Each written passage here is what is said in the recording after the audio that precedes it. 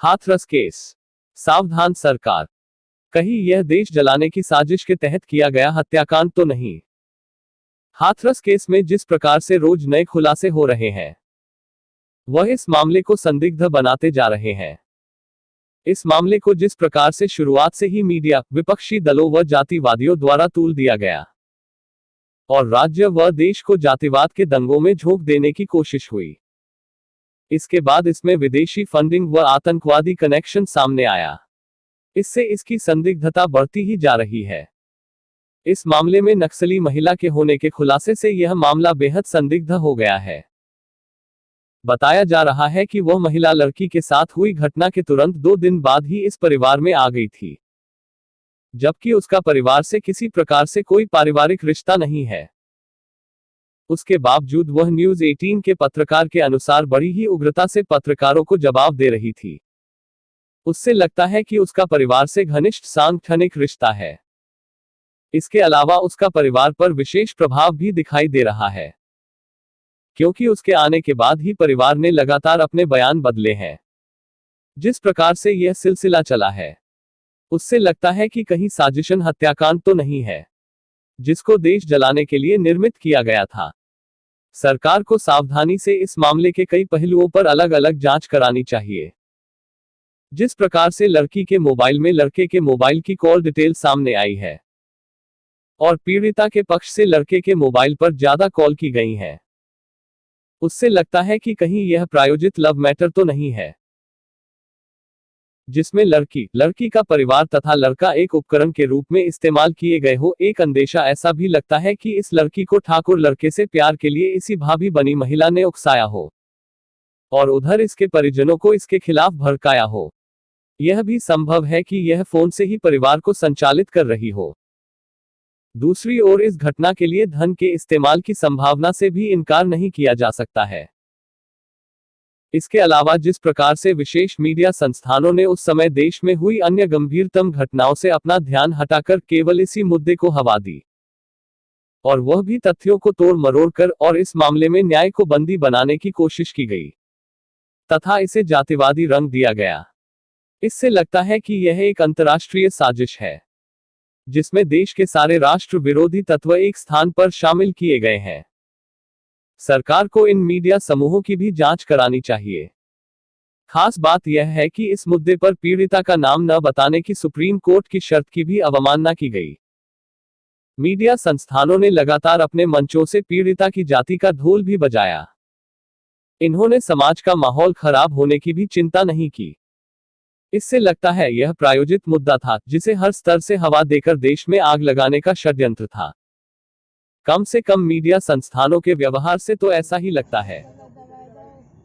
सभी राजनीतिक विपक्षी दलों तथा जातिवादी नेताओं ने एक मत से इस मुद्दे पर राज्य ही नहीं पूरे देश में हाहाकार मचाकर रख दिया, जबकि इस घटना में शुरू से ही पीड़ित पक्ष लगातार बयान बदलता रहा था। विशेष बात यह है कि पीड़िता ने स्वयं घटना के तुरंत बाद पत्रकार व पुलिस को जो बयान दिया था, उसमें रेप होने की कोई बात नहीं कही थी। फिर भी तथ्यों को तोड़ मरोड़ कर मीडिया ने बात का बतंगड़ बना दिया और जांच को प्रभावित करने का प्रयास किया। खास बात यह देखने में आई कि इसी प्रकार की 2-3 घटनाएं इससे अधिक भयंकर और क्रूरतम थी, जिन पर न तो इन प्रमुख मीडिया संस्थानों ने, न ही राजनैतिक विपक्षी दलों ने, और न ही दलितों के तथाकथित हितैषी नेताओं ने कोई संज्ञान लिया, जिससे इस मामले में साजिश बिल्कुल साफ नजर आने लगी थी। लेकिन दुख का विषय यह रहा कि आरोपियों को गिरफ्तार करने के बावजूद पुलिस ने सक्रियता नहीं दिखाई।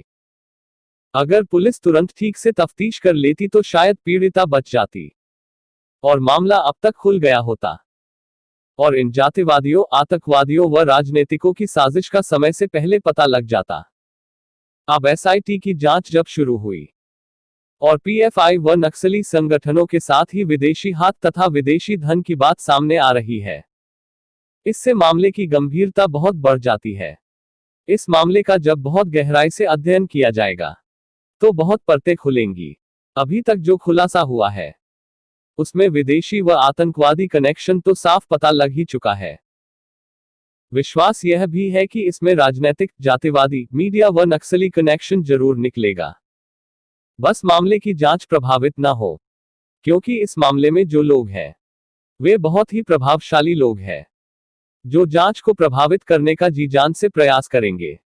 इस मामले में जितनी सावधानी की जरूरत है उससे कहीं अधिक सक्रियता की भी जरूरत है, क्योंकि हो सकता है जांच को प्रभावित करने के लिए प्रदेश व देश में अपराधों की बाढ़ आ जाए। सभी राजनीतिक संगठन बेशक इस मामले से दूरी बनाते दिखाई दे जरूर रहे हैं, लेकिन यह दूरी भटकाने वाली हो सकती है। यह भी पता लगाया जाना जरूरी है कि जातिवादी नेताओं की मामले में कब से व कितनी भूमिका है, क्योंकि क्षेत्र के सांसद ने भी यह माना था कि उनके पास किसी का फोन आया था जिसने पीड़िता के उनकी बिरादरी के तथा आरोपी के ठाकुर होने की बात कही थी। उन्होंने बताया कि बिटिया की मृत्यु के बाद मुंबई के एक वाल्मीकि समाज के एक युवक का फोन उनके पास आया था। वह कह रहा था आप वाल्मीकि हैं, ठाकुरों के साथ ये करा दो वो करा दो। इसके बाद उसने सांसद से हुई बातों का वीडियो भी वायरल कर दिया। इसके क्या मायने निकाले जाएं? अब यह बात योगी सरकार व केंद्र पर निर्भर है कि वह किन अधिकारियों को इस मामले की जांच में शामिल करती है जिससे निष्पक्ष जांच हो सके। इस मामले में विशेष सावधानी की जरूरत होगी, क्योंकि जांच को प्रभावित करने के लिए कई कैजुअलिटी भी हो जाएं तो कोई अचंभा नहीं। इस मामले पर चाहे अभी देश को दहलाने की जो साजिश थी उस पर बेशक विराम लग गया है, किंतु अभी ये लोग इससे भी खतरनाक प्रयास करेंगे। आशा करते हैं कि यह वीडियो आपको अवश्य ही पसंद आई होगी। अगर आपको यह वीडियो पसंद आई है तो इसे अपने दोस्तों के साथ शेयर करना ना भूलें। और यदि आप हमारे चैनल पर नए हैं तो प्लीज सब्सक्राइब करके उसके पास वाले बेल आइकन पर क्लिक करके उसमें ऑल वाले बटन को सिलेक्ट करें। और साथ ही साथ हमारे दूसरे चैनल गुरुजी फैक्ट्स को भी सब्सक्राइब करना ना भूलें। चैनल का लिंक डिस्क्रिप्शन बॉक्स में दिया है।